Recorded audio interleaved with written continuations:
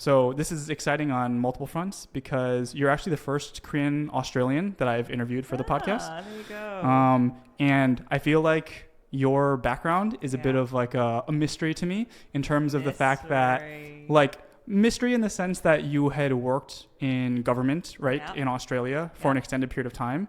And now you're here. Over 7 years, Now you're doing something independent. Yeah. I find that pretty cool just because of my own journey that I'm on. But for listeners who don't know who you are, could you give a brief, I guess, introduction on what you're doing in Seoul and why you're here? Well, I'll start with, my name is Anna Song.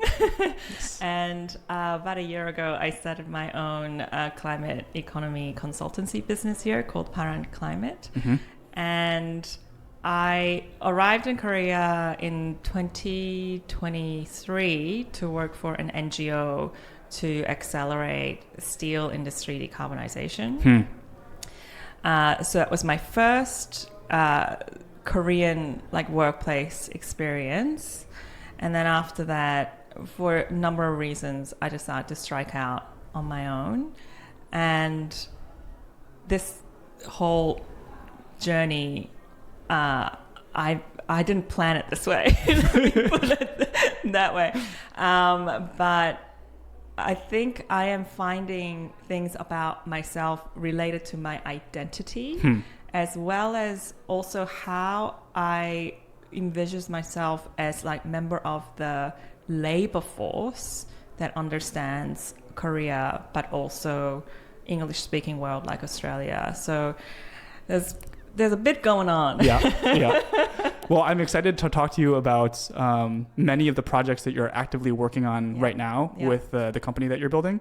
But also, before we started recording, it's fun for me to trade notes with other people, like Korean diaspora types of folks, about their experience living in Korea and working full time. Your experience to Korea as a country and your Korean Australian background in terms of how much cultural heritage influence there was. Could you share a little bit about that as well? Sure. So I was born in Korea and I was here until I was 10. So I have some primary school schooling in Korea and the language from that time. And then I came back as an adult to live in Korea for the first time over 2 years ago. And before I left Australia, few of my very close Korean Australian friends, actually one of them said to me, "You are the most Australian Korean I know. Why are you going to not only live but work in Korea?" And she also said, I am a bit worried for you, but also I am worried for the Koreans who have to deal with you. Oh, that's hilarious. So that just goes to show I didn't know a lot about what it really means to work in mainstream Korea. And if I did know, I'm not sure I would have come. So sometimes ignorance is bliss and it makes you take chances and have adventures. But I think that shows some of my growing up and background, which was I left Korea when I was 10, went to New Zealand and went to Australia for uni and ended up working there and spending my adulthood there. But my particular upbringing, it was very much like assimilation to the English-speaking mainstream rather than integration. So I have patches of Korean cultural identity, language and those things that I had to kind of recalibrate pretty quickly once I started working in Korea a couple of years ago. I didn't realize that you had spent 0 through 10 in Korea. I do feel like that's a lot better of a baseline to have. I mean, it's because it's funny that you would describe or your friends would describe yourself as the most Australian kind of Korean profile, because I feel like for somebody who would have spent 0 to 10 in Korea, that they would have a much more, I guess, Korean background. But I didn't. That's why I point out how my upbringing in my family was very much assimilation, because no member of my family at that time thought they would ever come back to Korea for anything. So for success, career prospects and what have you, being able to be as Westerner as possible was the main agenda of my parents bringing me up. So even though I had the first 10 years of my life in Korea, it doesn't necessarily translate to me having a Korean mindset or a hybrid of Korean mindset. So it's not a given. But it causes confusion though, because I don't have an accent sometimes when I speak Korean, especially if it's very quick, like everyday interaction. Yes. I can, kind of shape shift as a Korean, and yes. then, once you talk longer with me, then a real estate agent lady said, like, which regional area are you from? Because my Korean just started just losing a bit of that authenticity, and it just started, I guess, sounding a bit odd. And also there's big gaps in my knowledge about how Korea works. So I have this reaction of someone who should look foreign, but I don't look foreign. So I think there's even more sometimes glitch and sort of difficulties to navigate in that sense. That's fascinating. Yeah. I've seen a few instances where similar phenomena will happen in reverse, meaning I'll talk to somebody who's like Korean. They spent maybe just a few years abroad, and it was when they were young, so their language assimilation was actually surprisingly good, and I was conversing with them as if they were Korean American, because that's how they felt. But then we would get into these topics like the months, right? Like, what are the months? Like December, January, and then they would start to they weren't readily available to their memory bank, or we would describe like geography, like east and west and north and south, and they were just like these weird glitches in their language and vocabulary. And so it's fascinating. I think that is the diasporic experience. It's not intentional, or it's not always made aware to the person themselves. So when the gaps and the glitch, when they occur, it catches everybody by surprise. Yes. And what I'm learning by living in Korea for the last over 2 years is, if we the member of the diaspora ourselves become a little bit more self-aware, I think the way to manage the glitch just becomes a little bit less awkward for everybody involved. yes, that makes sense. Yeah. Now the communities that you grew up in, like after you had moved to New Zealand and Australia, like your friends and I guess like your community, was it mostly Korean heritage folks or a combination of both?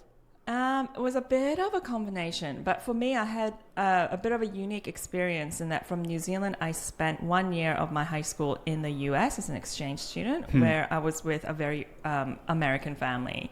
So you might hear it now, actually. I sometimes revert to like a Pacific Northwest American accent because that was the first time I spoke English 24/7. Because even though I moved to New Zealand as a 10-year-old, in the home, there will be Korean language, right? But as a 16-year-old going to high school in Oregon, I would be speaking English 24/7. So I think in that way, it also like influenced my, non-Koreanness sometimes in the way I look at life and relationships and so it's all a bit of a mismatch. Fascinating. Because we were trading notes about maybe like the American mindset, specifically as it relates to the business world, and then like Australian mindset, and then Korean mindset. When you were in, I guess you were only in the States for 1 year. Do you remember much of that experience? Like what you took away from it or what stood out? I mean, the level of sort of ambition, I think it's taught much earlier among Americans, I felt. And there is no any sense of reservation or even shame about being incredibly ambitious and aggressive towards, success and greed even. And I feel like it was even celebrated as a culture in the US, whereas in Australia, there is a tall poppy syndrome, we call it, of not wanting to have your head above the rest because might get your head chopped off. I mean, just to say it bluntly. But yeah. So in Australian culture, the key is for everybody to like you, to be as likable and respectable as possible, rather than to be the most successful or the most ambitious. And then Korea is different again because it's a more communal society in the underlying culture. But competition and success in South Korea this day and age, I feel like it's more exaggerated and more in your face than America even. So that is another shape-shifting kind of, maneuver I have to do day to day, kind of getting out of my Australian shell and more into kind of go-getting, like ambitious, like, straight talking Korean. Yes.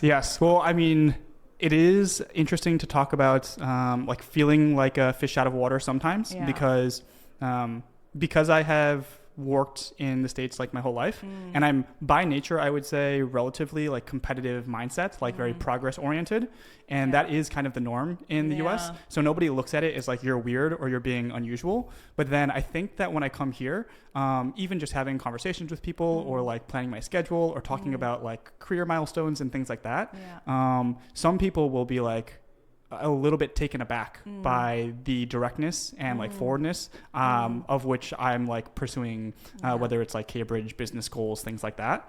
So it's been like a point of self-reflection of realizing just how much maybe I discounted how my environment has shaped me.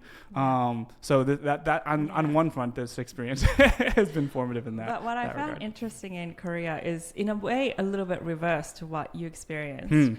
And especially because my first job, I came to Korea because I got recruited for a role in an NGO.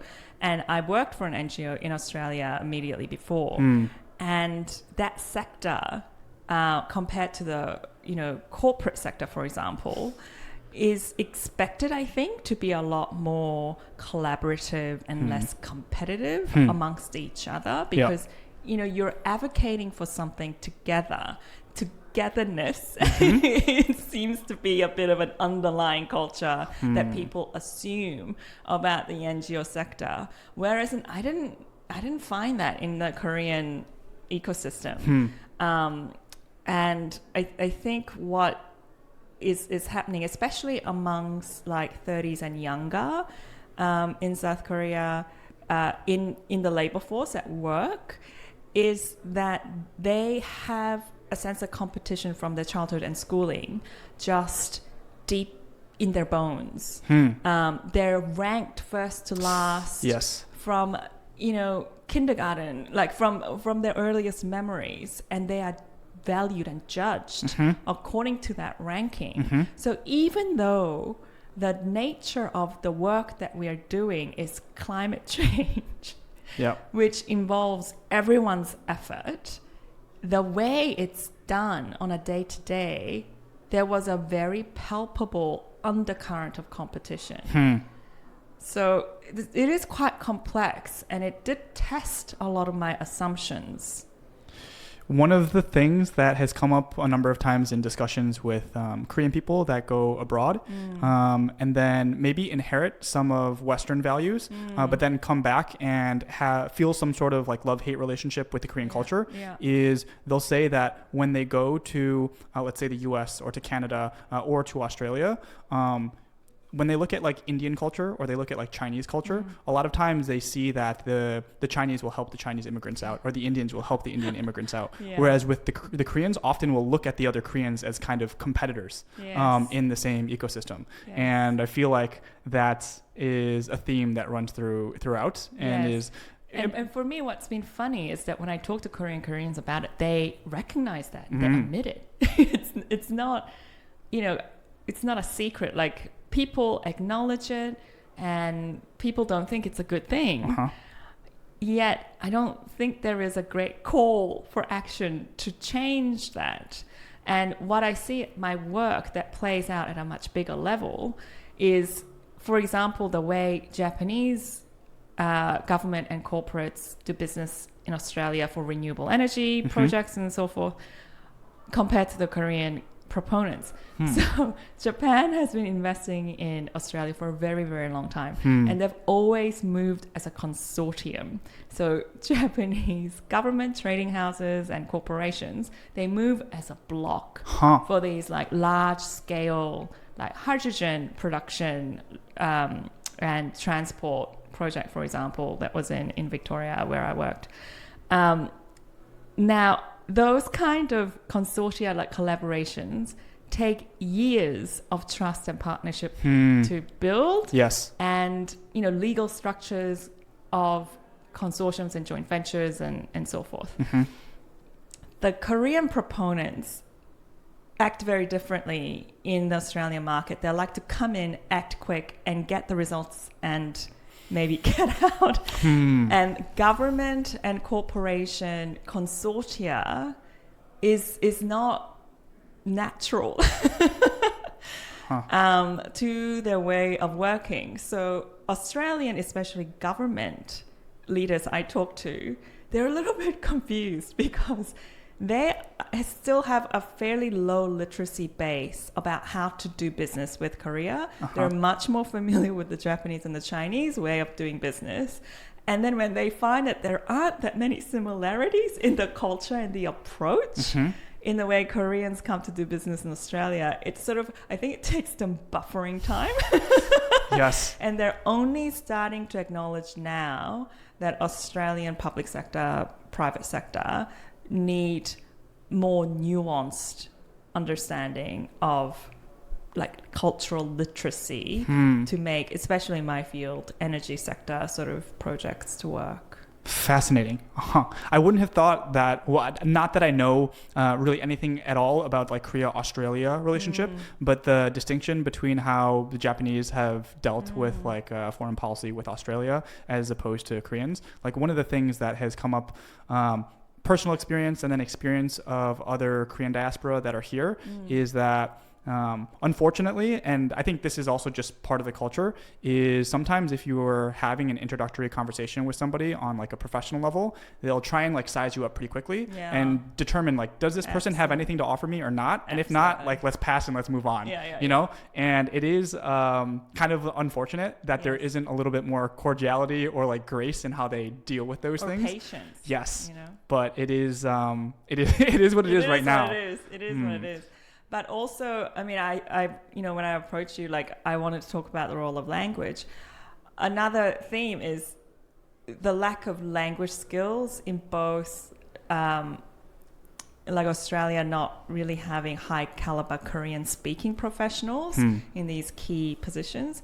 But also I think Koreans approach English as an American language or at best American and British kind of language. Yes. And just like every language and every culture, each country have a very particular way of using that language and communicating in that language. So I would love to see a bit more like Korean speaking English as an Australian, especially if there is opportunity for those collaborations. And by that, I mean just also appreciating that not every English-speaking, professional dealing with Korea is going to have cultural and mindset settings like an American. Yes. When you say that even the way that English is spoken, if you look at from the American perspective as opposed to the Australian perspective, in terms of observations that you have around how you perceive the differences, I'm just curious, are there things that come to mind in terms of... I think... Now, this is getting a little bit political, but I think the US has a very particular relationship with South Korea because of the role that US plays in defense and trade and just a sense of influence on South Korea's sovereignty. And South Korea has, as a result, become very trained or used to understanding America in that context. Now, Australia is seen very differently. Commercially, it's the raw material supply chain. So South Korea is often the buyer, the client, which is a very different position to the one South Korea has with the US, right? And increasingly, South Korean big corporates like Hanwha and GS and so forth are getting Australian government tenders and contracts. So there's very interesting and still new kind of working relationship forming. But also Australia sees Korea increasingly as a potential investor for renewable and climate economy related projects. So I think a very Korean mindset thing to do is to quickly work out who holds the upper hand in any relationship, right? Yes. So I think that also goes to how Koreans interact with different nationality, different foreigners of different citizenship. Yeah. That's fascinating. I hadn't thought of that. I mean, not that I know anything about Australia, the Korean-Australian relationship, but the way that you frame the interaction is like the nature of Korea's relationship with the US is like fundamentally very different than the one with Australia, given like energy and supply chain and things like that. I haven't thought of it in that lens before. In terms of what you're doing in Korea, like sometimes I'll get asked the question of like, you're third generation Korean American and then you just decide to show up in Seoul and start this Cambridge stuff. It sounds a little bit wild, but then I find people like you and you had spent, was it like nearly 2 decades just working in Australia, like government and NGO and like policy, and then you just kind of show up in in Korea to start your own thing? Like, can you explain some of the backdrop? So I spent about 8-9 years in New Zealand doing my schooling and doing my growing up there, and then I went to Melbourne, Australia for university and did all of my university studies and my career there. And I came over with a job that I had a Korean work experience for 1 year. But really, to be frank, the motivation to move to Korea wasn't just for the job. The job is what ultimately brought me over, but it was during COVID lockdowns actually that made me feel very vulnerable and disempowered about being an Australian in Australia, because the Australian government at the time had an exit visa system. So you had to seek permission from the government in order to leave the country as a citizen or a permanent resident. So there's horrendous cases of especially Chinese, Indian background Australians not being granted that permission and missing funerals and other major milestones of their kin, of their family in their motherlands and so forth. So that was a very visceral experience for me, and I didn't want my access to my own family based in Korea or New Zealand to be denied by government policy. And also, I visited Korea during COVID to visit my grandfather who was quite ill, and I felt so connected to literally the earth of the country where I was born, going through a global pandemic. And the fact that I could walk on the earth, on the land that I was born, and eat the food that was grown, and so forth, it just made me feel a lot more grounded during that time of crisis. So that was the first time actually I ever sort of entertained the idea of having an experience living in Korea, and then the job opportunity came up, so things aligned. But when I came over with the job, I had no idea how long I would stay So I didn't really, do all of my life admin as such in Australia. I just kind of like, maybe it's for a year, maybe it's longer, I don't know. Yeah. And then once I finished the year in the work with the contract, I realized I could go back to Australia then, but what that year taught me very intensely was how much I did not know about Korea and how to work with Korea and in Korea. And if I went back after the first year, I would feel like I had like a fun gap year or something. But there's an ambition in me that drives me to figure out kind of how Korea works in a way, for me to gain that literacy. It's both professional and personal. And I feel very humbled by the experience of living in Korea at the moment, because I thought I knew so much about this place because of my heritage. I just assumed I had this innate knowledge. And I'm going through a process where that can't be relied upon, because Korea as a place, just like any other place, it's fluid and it changes. It's dynamic. And it changes at a much faster pace than countries like Australia and New Zealand, where I'm more used to. So I am taking this opportunity to be based here to learn more about Korea, but also to learn more about Asia as well, because of the proximity. I'm getting the opportunity to travel for work and so forth a lot more in the region. So that's how I sort of randomly ended up coming back to Korea, but also how I decided consciously to stay in Korea. Now, after you were 10 and you left Korea, and then before the whole COVID thing that brought you back to Korea, would you regularly take trips to Korea to see family and things like that? Yeah, so I would make trips like once a year. But it would be like maybe up to 2 weeks or something like that. That experience of Korea and the experience of Korea I'm having now feels like entirely different places. Yeah. It was still Seoul that you would visit most often. Absolutely. Yeah. Absolutely. And the idea of in the future living in Korea, when like as you were growing up coming back here, did that idea ever come to mind or not really? So I often say, actually, when I was in Australia, the most frequently asked question to me by strangers or near strangers were, where are you from? And we know how vexing that question is, right? In Korea, what is starting to be a slightly vexing question by strangers and near strangers is, when are you going back? When are you leaving?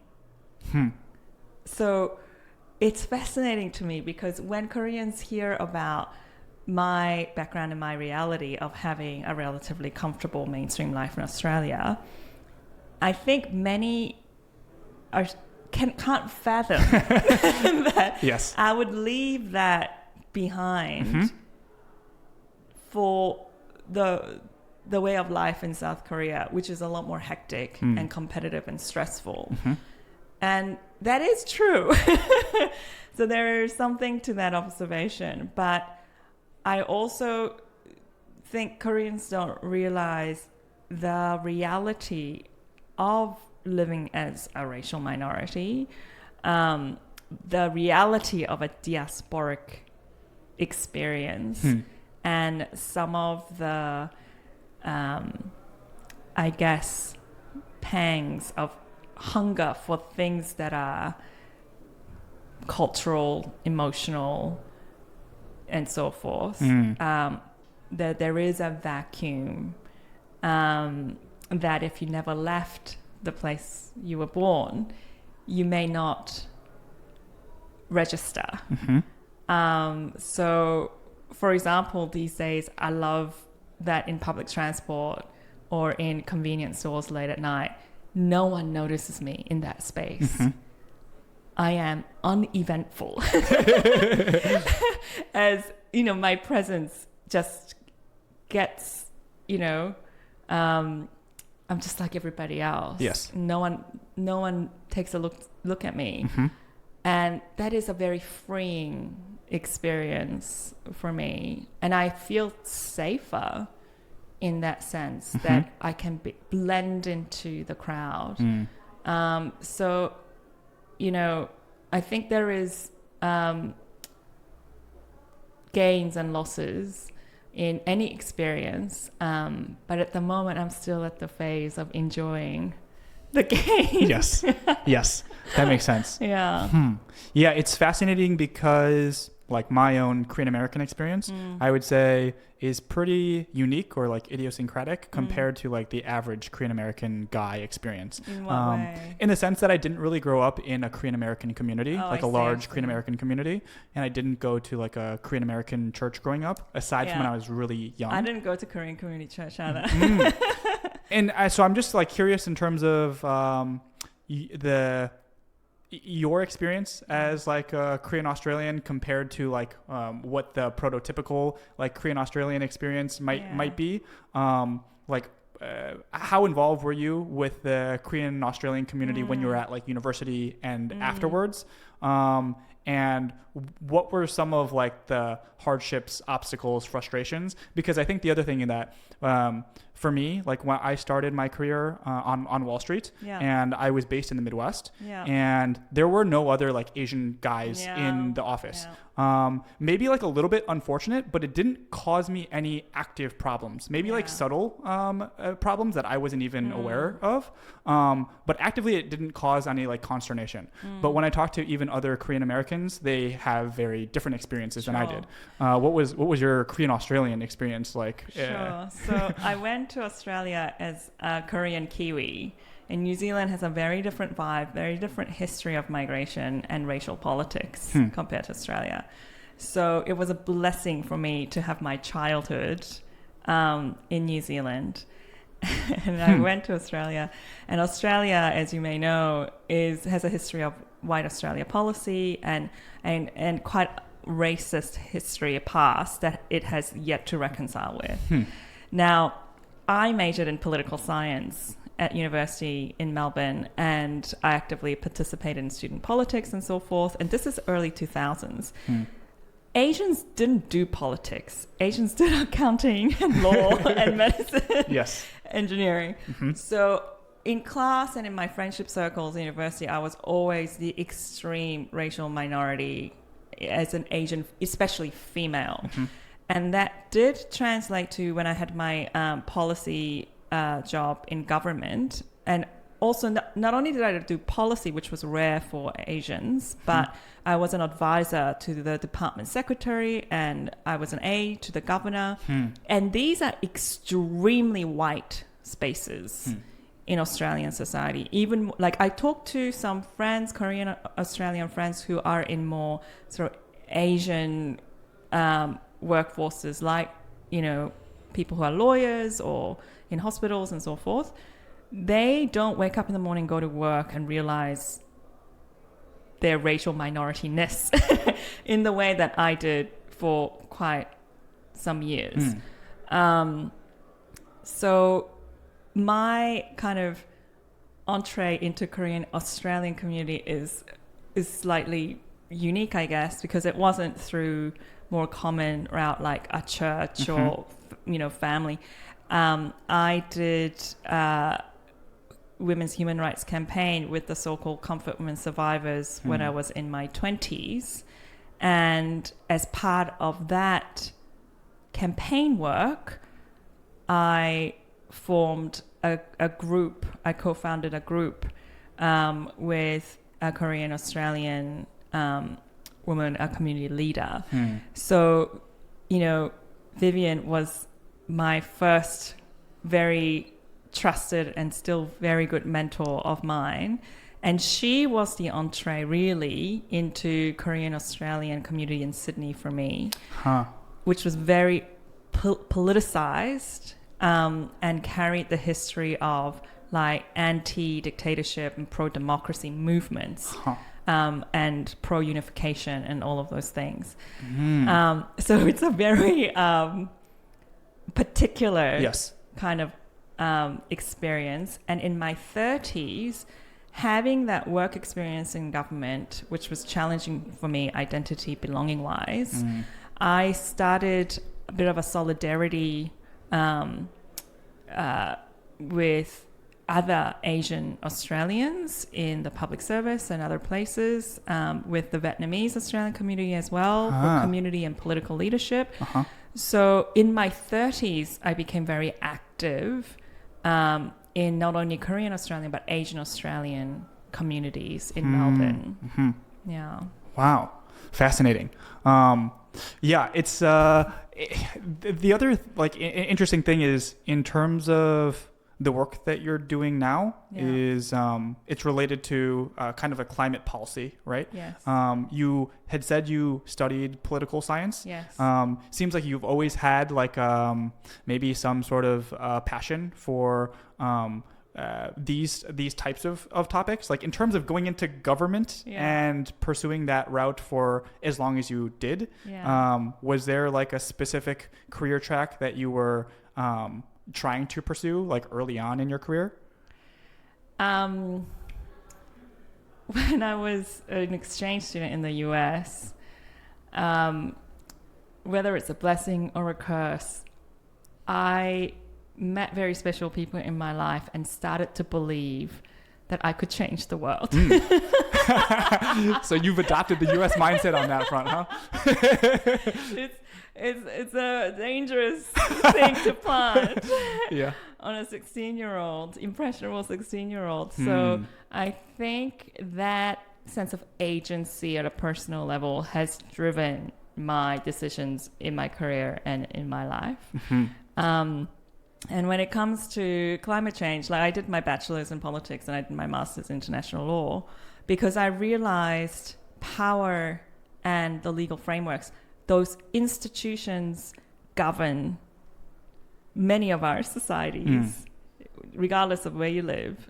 And that has direct impact on my life.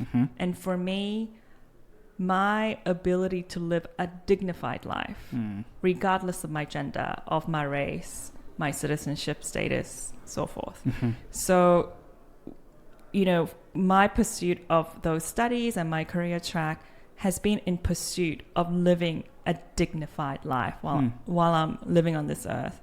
And with climate, while I was working in government, the huge fires in Australia that happened around the same time as COVID outbreak gave me a sense of trauma about how climate crisis isn't an ideation. It's something that's here and now, and it could kill us if we don't address it.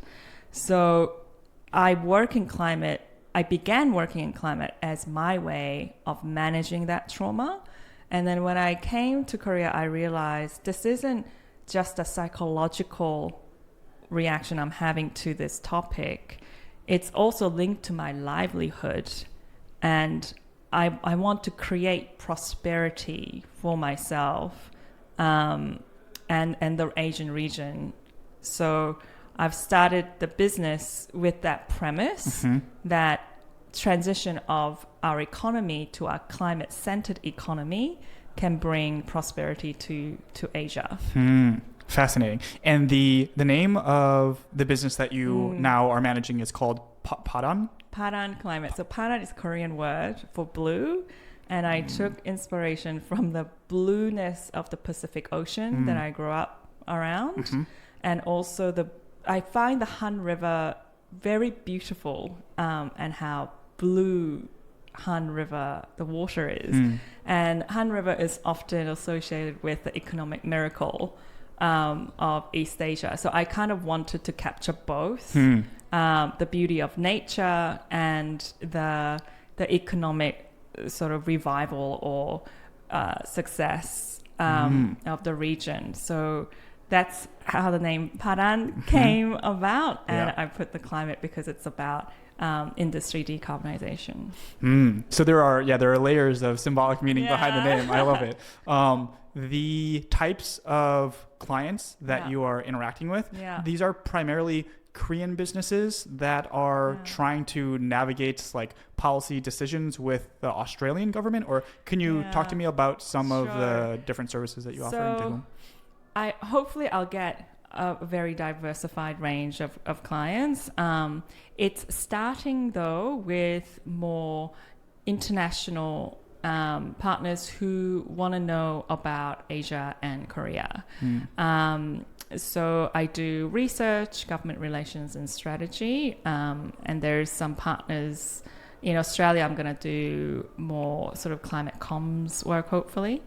But in Korea, there's still a lot of awareness raising about what climate economy is and how that impacts a business or a community, and what kind of policy decisions or commercial decisions should be aligned. So in Korea, I'm still doing like a lot of talks at university, conferences and so forth to bring international best practice examples. But other clients are more wanting to do deep sort of research or engage with different layers of Korean governments to push climate agenda, policy and market settings towards decarbonization.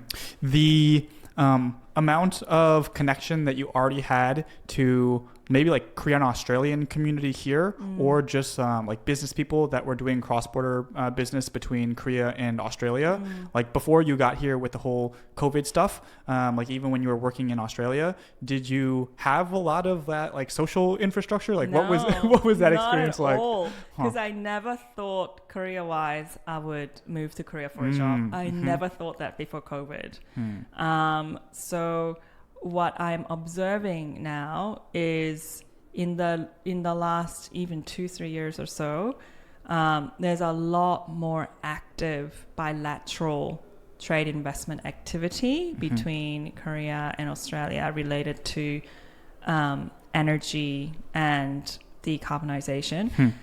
It is still in its early days, I would say, but the level of interest and commitment and some of the policy settings, especially in Australia, is changing.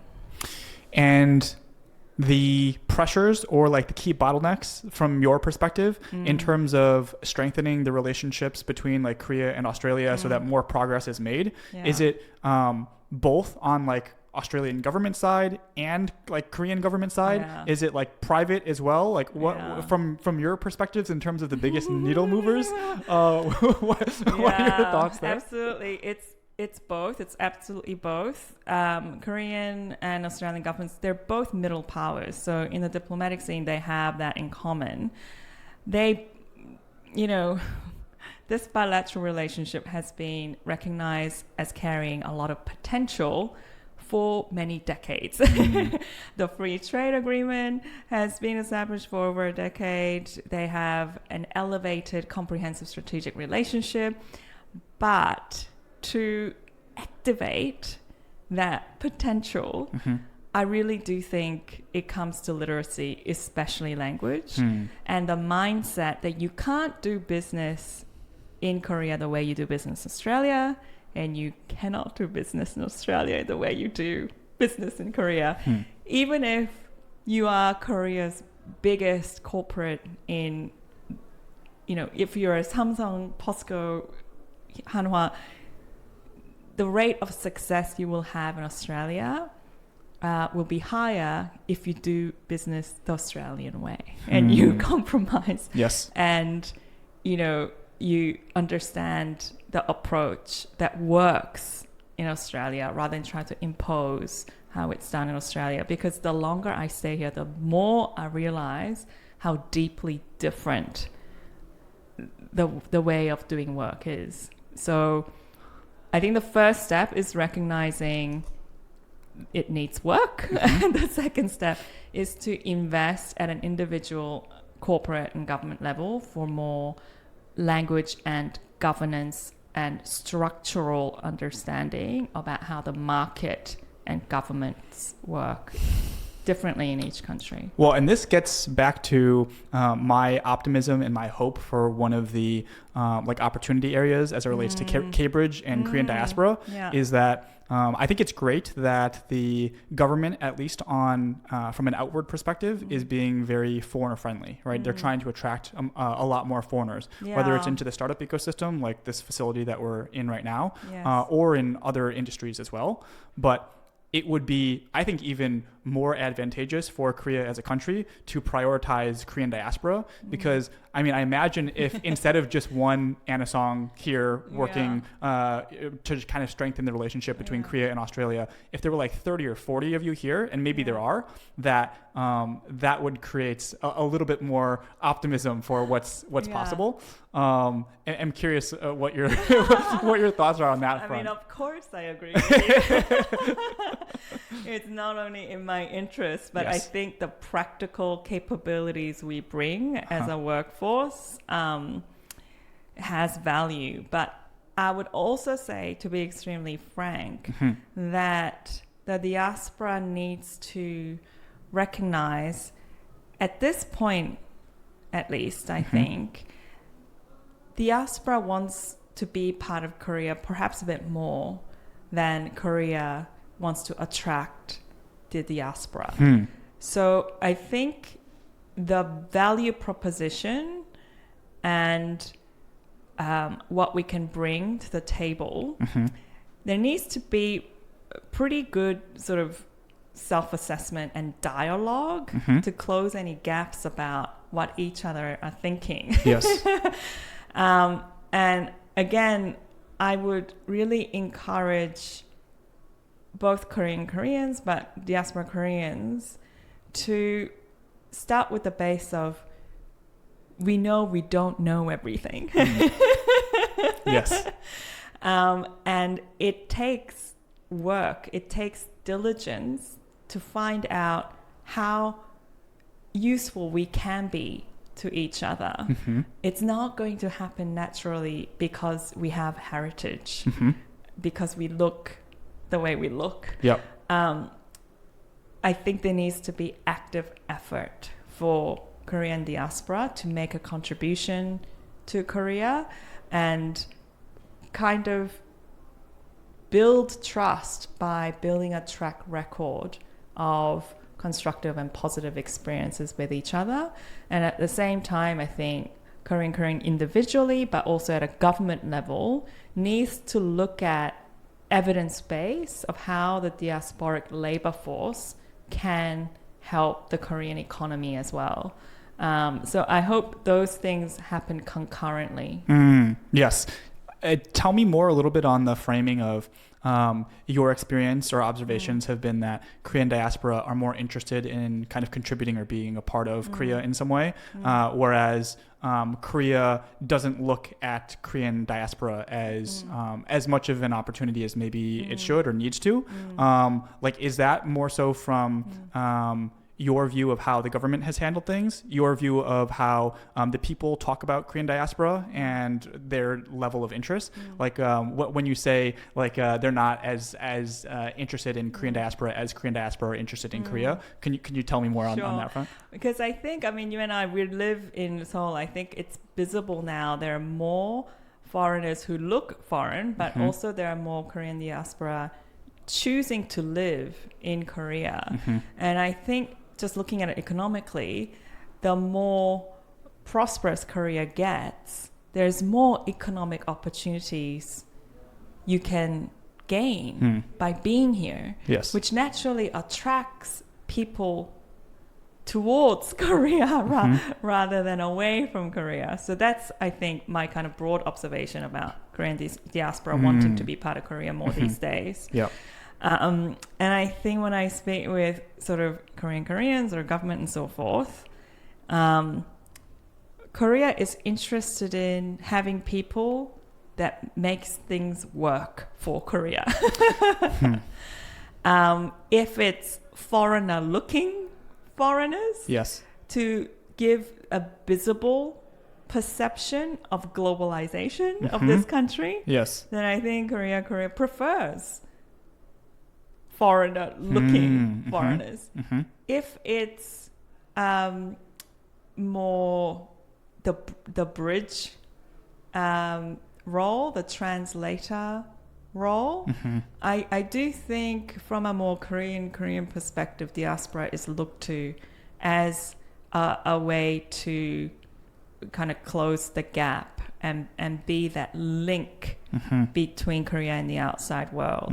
Now, whether individual members of the Korean diaspora want that particular role or a more broader leadership, more, big picture shaping role, I think that needs to be thought about on a case-by-case basis. Yep. That makes sense.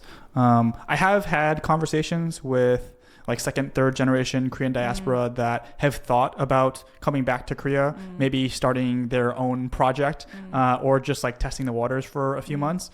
In terms of what your experience has been like compared to expectations in with like registering a business from scratch and going through that whole like process, can you share a little bit about how that's been? What your lessons have been? Easy. So if I could give advice, not that I particularly feel like I'm at a place to do that yet, is don't expect it to be easy. And remember, Korea is just like any other place. If you come prepared and considerate and respectful, you will have a better chance of receiving that treatment yourself.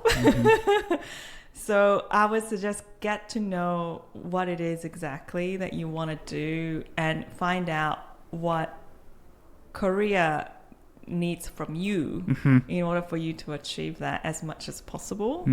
And there are many differences in Korea when you want to register and run a business and get support from government, grants and so forth.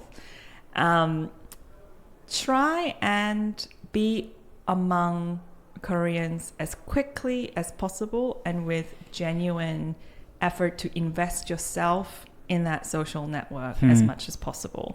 So for example, I'm in a co-working space funded by the Korean government for startup founders, and the secretariat has 4 people that have helped me greatly to register as a woman-owned business, for me to put in a submission for a small government funding. I got my website up and running because they found a small grant that, within 2 weeks, they helped me find a contractor to put the website up.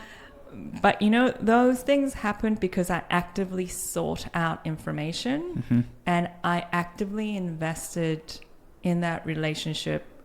I was also very lucky that I found those people, but I didn't take that luck for granted. I knew it was something I had to seize and nurture. And, from my experience, my attitude in wanting to learn the Korean language as soon as possible at a business adult level really paid off so much. And in the beginning, I basically learned just enough Korean for Koreans to feel a bit sorry for me, so they would help me out. And even now, when I'm dealing with the bank or accountant or tax office or whatever, I have to be very conscious and say I am taking more of their time with my inquiry than they would have to spend on a Korean. So I just asked them up front, my Korean isn't as good as you might think it is. This is very new for me. It's my first time doing this. Can you explain? And not all the time, but most of the time I've gained help. I've been helped from that communication. Fascinating. Yeah, that makes a lot of sense. And I don't know, I would think that even for you on like a personal level of like you've been here for 2 years, I've been here for like a little over 6 months. It's very like up in the air in terms of how long I'll be here based on like many different variables. your observations, even from like a personal transformative, like self development, like you had gone from working in environments where you were always part of a team, part of like a very large organization, right? Especially working for the government for as long as you had, and then doing something like completely independent. Like, do you like that? I feel like that's as much of a 180 degree turn as could be possible. Registering my business last year, it's my very first experience of seeking profit in my work. Yeah. Like before that, everything was for the public good in one way or the other. Yes. So that mindset shift has been incredible. What? My labor makes profit? Like, that concept in itself is it's a fresh approach in terms of labor and its rewards. But I would say, particularly for women, starting your own business is incredibly freeing. And my creativity has just kind of blossomed in a way I didn't expect. Yes. Also, I didn't realize I was someone with such vivid and articulated, vision of how I want to do things with my business and how that impacts the world. I didn't know I had that until I allowed myself to just have a go and try it. So there aren't the external and structural limitations that get put on you if you start your own business compared to if you're in a bureaucracy or, big organization, whether it's public or private. Yes. However, it's not easy. Yes. And every other day, I feel like I have to learn how to do something completely new that I've never done before. Yes. And in a language professionally I'm not comfortable in yet. So it's incredibly challenging. So I did suffer burnouts. This year I'm better by building myself in, breaks regularly, finding good people to support you so that you can go through this change. And starting a business at any point in life, any country, it's a very difficult thing to do. But for me, at least so far, the challenge, the reward is still worth it. And I do, now that I've done it myself, I do encourage people at least once to try something and just strike out on your own. I think self-awareness you gain from that is incredible. And I think if you do return to a bureaucracy or a big team, you appreciate that team a lot more because you don't have to do everything yourself. Yes, well said. Even for myself coming here, starting this new project, I had expectations for how hard it would be. And I would say those expectations were that it would be very, very hard. But then living it is just you understand it on a completely different level, where it's like some weeks things are going really well and you see a lot of progress. And then other weeks it feels like nothing's going to work. So even as somebody who went to Stanford for undergrad and startups were all around me, and I had like a respect for the fact that they were taking a big risk. It's like the level of appreciation that you have when you do it through experience is just on a completely different level. But what I would also say is, don't let the challenge of running your own business or startup get in the way of appreciating beauty that's around you when you're living in Korea. I do find this country having a lot of natural beauty, the way it has the 4 different seasons, the mountains, and just everyday life joys that you can appreciate. Don't let that fall by the wayside as well. Yeah, it's a good piece of advice, especially for me, because even though I've been here for over 6 months now, I've only gotten out of Seoul one time. Tiger. So I need to do a better job. I feel like you're speaking directly to me there. From a like a legal standpoint, because you were born here, you're also Korean citizen and Australian citizen, or okay. I'm a Korean and New Zealand citizen. And Korean and New Zealand. I'm here on an F4 visa. I see. But I'm actually considering converting that to an F5 permanent residency to give my stay here, because I have a business a bit more certainty, I guess. So I'm actually looking into that right now. Okay. Very exciting. For people that are listening, interested in getting in contact with you or learning more about the business that you're running, like what is the best place to point them to? LinkedIn is probably the best. So I have my personal account, but also the Paran Business LinkedIn.